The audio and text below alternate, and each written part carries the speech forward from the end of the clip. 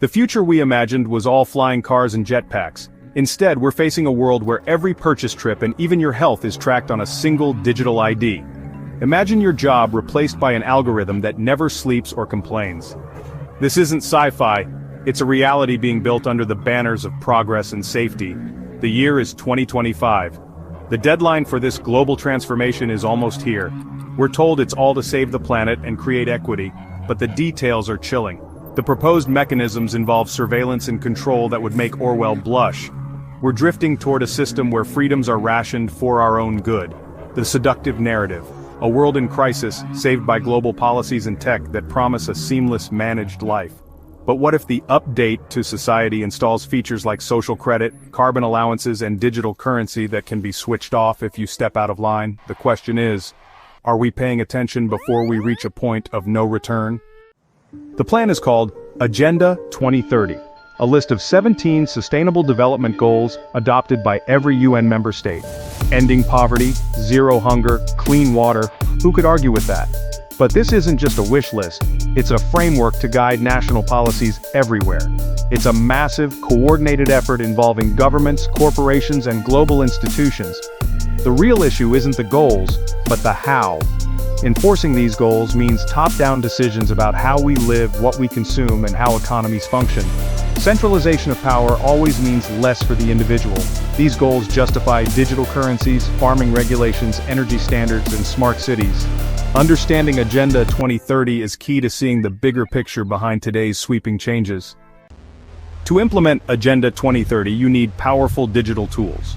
First, the digital ID, a single file for your license, passport, health, and more. Convenient, but also a perfect tool for control. Pair it with central bank digital currency, programmable money that can be restricted or even turned off. Exceed your carbon allowance? Your digital dollars might not work at the gas station. Criticize policy online? Maybe your funds are frozen.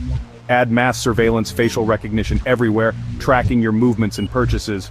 All this data feeds into AI databases, creating a 360-degree view of every citizen. It's sold as safety, but the same tech that finds criminals can find dissenters. Combine digital ID, CBDC, and surveillance, and you have a closed-loop system of control. Your compliance is rewarded, dissent punished often automatically. The digital cage is being built and we're buying the ticket in. Climate change is real, but the solutions being pushed deserve scrutiny. Traditional farming is under attack, replaced by centralized industrial food.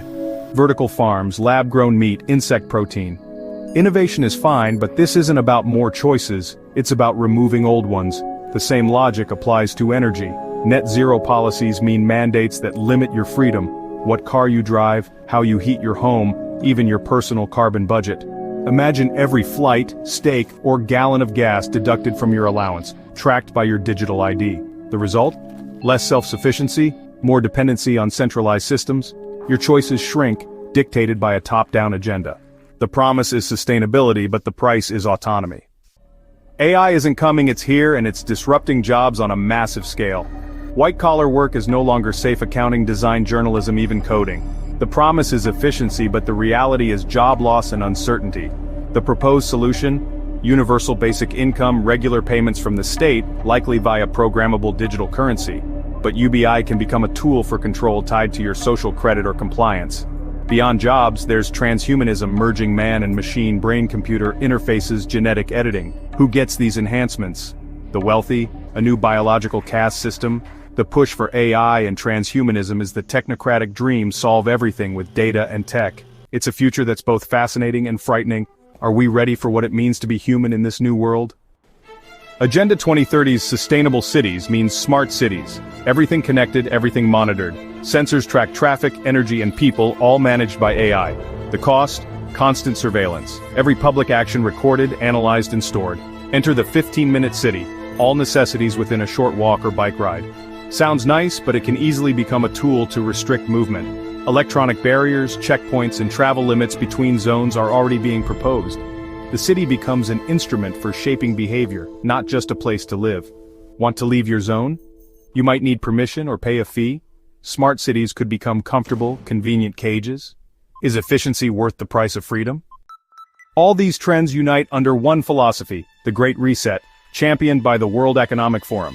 It's a call to build back better by fundamentally reshaping society and the economy.